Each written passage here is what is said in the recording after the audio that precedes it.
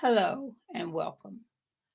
I want to elaborate more on what I talked about in episode 4. Um,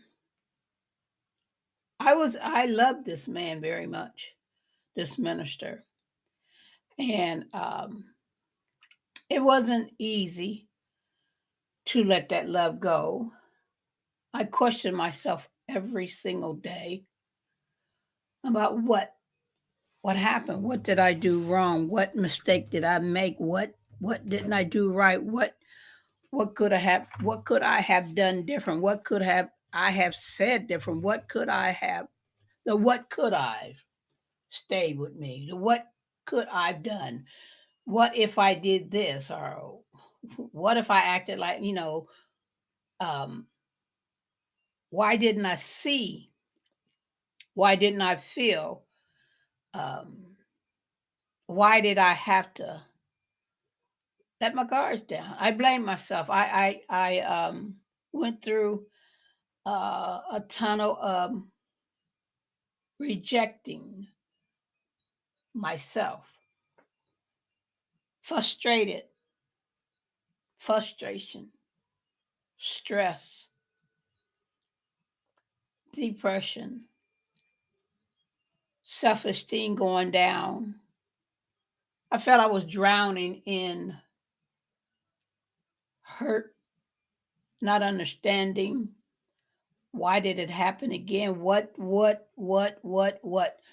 Kept saying. There was days I would get up, I wouldn't even think about it. And then the days that I got up and I thought about it, I thought about it, and I thought about it, and I thought about it. I hurt more and more. I was saved. I loved the Lord. I mean, the Lord loved me when He saved me. He knew about what I was going through. He knows everything about me. But I was in such a down barrel, a downfall, a down dropping in my self-esteem and my thoughts, me as an individual, me as a woman who just seems to keep getting hurt no matter what she does, how she acts, how polite she may be, how innocent she may feel that she is. I just couldn't understand. I sought answers. I long for answers. I long for somebody to just explain to me. I long for that understanding person who would just say, look, sit down and talk to me. Even though the neighbor, I told you, my friend, my next door neighbor, she would check on me quite often. Um, and I would, say I'm okay, but I knew deep down inside I wasn't okay because I just couldn't understand what in the world was, that's how, when you are in an abusive situation, regardless of what type of abuse it is, you know, um, playing with your feelings is an abuse. Um, Not lifting you up is an abuse. Pretending to love, pretending to, well, I'm quite sure he loved me in a way, but he didn't love me enough to sit down and be honest with me. Um, he didn't love me enough to say, we need to talk. Let's just put this off. Let's not rush this. I shouldn't have said that. Let's just give it some time. I guess I might have understood it more. I guess I might have said, okay, but I don't know if I would have. I don't know if it would have helped. I really don't know if he would have sit down and said, let's talk. Um, let's try to figure this out.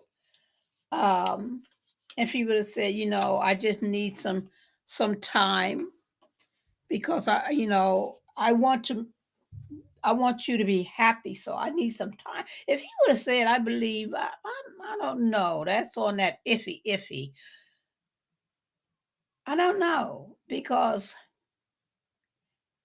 I think if he would have came at me in a different way, not putting a letter underneath the door, just coming and say, hey, can we talk? Because he knew that I was, preparing for the wedding. He knew I was getting fit. He knew all of this. And yet he allowed me to go forward and didn't try to stop it, didn't try to say, hey, hold up, let's talk, okay? Let's talk and please and but he knew I was doing all of this. And yet he didn't say a word, not one word. It was just one day out of the blue that letter came underneath that door. And I just, deep down inside, there was a fight going on. There was anger going on. And, I believe that um, if we would have met in person, I believe that I would have told him off. I would have screamed. I would yell. I would have told him off. He would have saw the anger, the rage. And I believe, and I know it was there because you get a letter from somebody that you love, and they tell you in this letter they don't want you. The rage, the insult, the embarrassment. I think I was embarrassed quite a lot because I didn't tell nobody. I didn't tell nobody the truth about what happened. So I had to not get into that tunnel of depression, mistrust, failure. I had to not get into that tunnel, but I was slowly walking to that tunnel, towards that tunnel, because my heart was bleeding, was hurting. And in the tunnel, like I said, is dark. The light that you see is straight ahead. If you look to the right, you look to the left, it's nothing but dark. You look towards the back of you, you see a dimness. You don't see a bright light because once you walked in that there tunnel, that door came closed. So it wasn't light. You didn't see no light because there was a door with no window to it. The door that was straight ahead had a window. That's how come you could see the light. But the door that was behind me once I walked in that tunnel had no window. And yes, I went in it. I went into that tunnel. I sat in that tunnel for a while. Even though my children didn't see the sadness, because I wouldn't allow them, or I wouldn't allow no one else to see it, because I didn't want no one to question me. Because in my mind, I was thinking, they're going to say, well, you should have seen something. You should have felt something. You should have known something. That's what a person who hasn't been in an abusive situation will always say. You should have felt, known, or seen something. Something should have got your attention. That's a person who hasn't been abused. That's what they say. There was days where I just sat in that tunnel. It was days that I just didn't want to do anything. There were days that I sat there and just questioned myself, talked about myself, belittled myself, tore myself up, destroyed myself. And then there was days I would get up and walk a couple of steps, telling myself you could make it. You could do this. But then that old part of me came where you see what happened when you was in that first, this is my thoughts I was hearing myself. Remember the first relationship? How long it took you to get out of that? Remember, but this relationship was totally different. There was no sex involved. And in a sense, I don't believe that the sexual part, if we would got married, would have been something that I could just rush right into. So I wasn't thinking that way either. I wasn't thinking about, we get married and have sex. I didn't think that way. My thought was, I have a man in my life that says he loves me. I love him. We're going to be good. I didn't think about the bed part.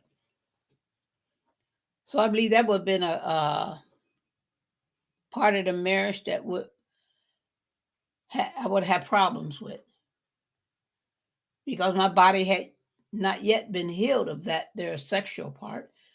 I looked at sex as being nasty, disgusting. So I didn't even think about sex. When we get married, we would have sex. I didn't even think about that. And I believe that if we did had gotten married, I don't believe our marriage would have lasted. Because in the back of my mind, if we ever got to that part of having sex, I would think he was going to abuse me sexually. So I hadn't completely been delivered of the hurt. Even though I thought I was delivered, even though I thought I was ready for the relationship, even though I thought things had worked out, even though I thought and I felt I was in a good place, in reality, I wasn't. The hurt was there, but it was just hidden. But when I got that letter of rejection, the hurt came to surface. And it was a blame game. All the blame was me.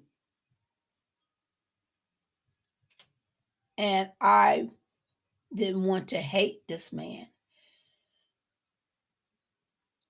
But what he did, how he did it,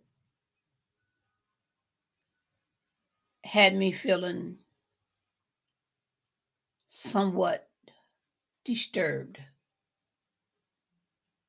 I kept fighting the feeling of hate for what had happened. I kept fighting it. I didn't want it to come to surface. I didn't want to hate him, because I knew that hate brings sickness, all kind of problems in your body. Hate brings.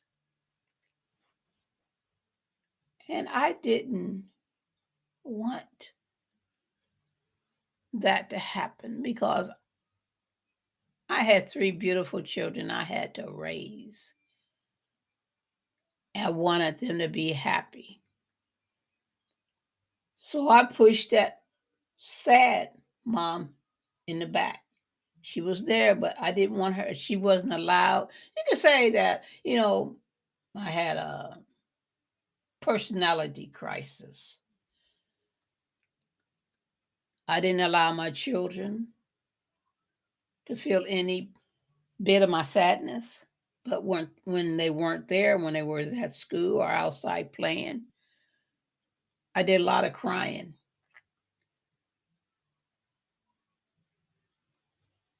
But I kept it away from them. I never, ever wanted them to know how I felt. And I didn't want them to hate this minister like I didn't want them to hate their father. I didn't speak negative about this minister, what he did, but I thought it. Yes, I did. I thought it. But I wanted to protect my children, wanted to protect their hearts, their little minds. I didn't want them to ever grow up feeling, this will happen to me. It happened to mom. I didn't want them to ever experience what I went through. And they didn't. They didn't know. Because I kept it from them. I wanted to teach them love, not hate. Peace, not sadness. Joy, happiness, understanding. I want to always make sure their self-esteem, build their self-esteem up, build their character up, encourage them, tell them they could do anything. They are gifted, beautiful children, and anything is possible. I always lifted my children up. I never wanted to tell them about the abuse that their mother went through.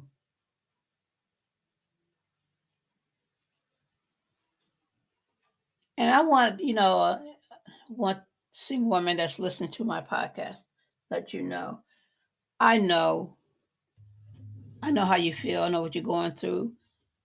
Don't ever think that you're alone. You're not. Don't ever think that no one will understand.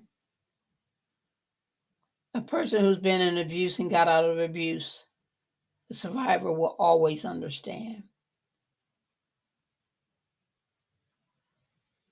Building up your trust to talk about it. I understand that too. But believe you me, that I'm here. If you ever want to talk about, I'm here to listen. I'm not here to be a judge. I'm here to be a listener, a comforter, an encourager, a lifter up a person, single woman. We are somebody. Regardless of the abuse we went through, hold your head up and say, I am somebody, because you are. And always remember, God loves you. And I love you. And always you can reach me at MsDiva@gmail.com. I'll get back with you. You can subscribe to my YouTube channel, MsDiva. If you want to have an interview, like I said, email me at MsDiva@gmail.com and we can have an interview. Whatever you want to talk about, don't care what it is, I will listen. Be blessed and thank you for your time. Thank you. And my journey continues.